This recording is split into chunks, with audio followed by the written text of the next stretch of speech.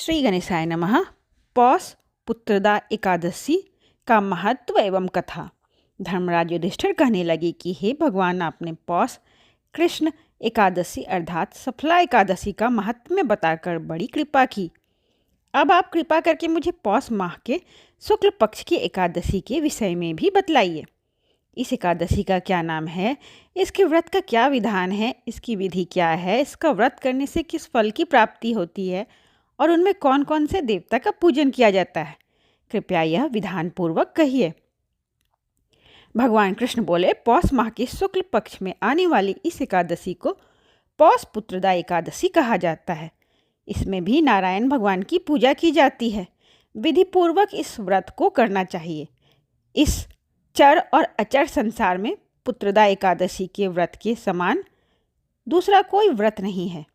इसके पुण्य से मनुष्य तपस्वी, विद्वान और लक्ष्मीवान होता है।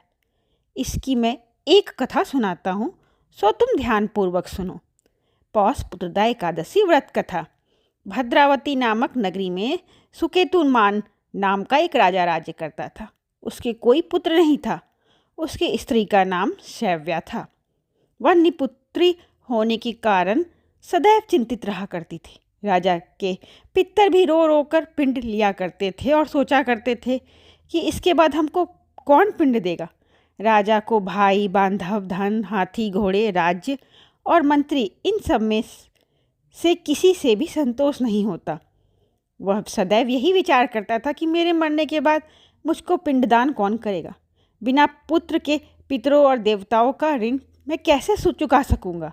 जिस घर में पुत्र ना हो उस घर में सदैव अंधेरा ही रहता है। इसलिए पुत्र उत्पत्ति के प्रयत्न करना चाहिए। जिस मनुष्य ने पुत्र का मुख देख लिया वह धन्य है। इसको इस लोक में यश और परलोक में शांति मिलती है, अर्थात इनमें कोई दोनों लोक सुधर जाते हैं। पूर्व जन्म के कर्म से ही इस जन्म में पुत्र, धन आदि प्राप्त होते हैं। राजा इसी प्रकार रात दिन चिंता में लगा रहता। एक समय तो राजा ने अपने शरीर को त्याग देने का निश्चय किया, परंतु आत्मघात को महान पाप समझकर उसने ऐसा नहीं किया। एक दिन राजा ऐसा ही विचार करता हुआ अपने घोड़े पर चढ़कर वन को चल दिया तथा पक्षियों और वृक्षों को देखने लगा।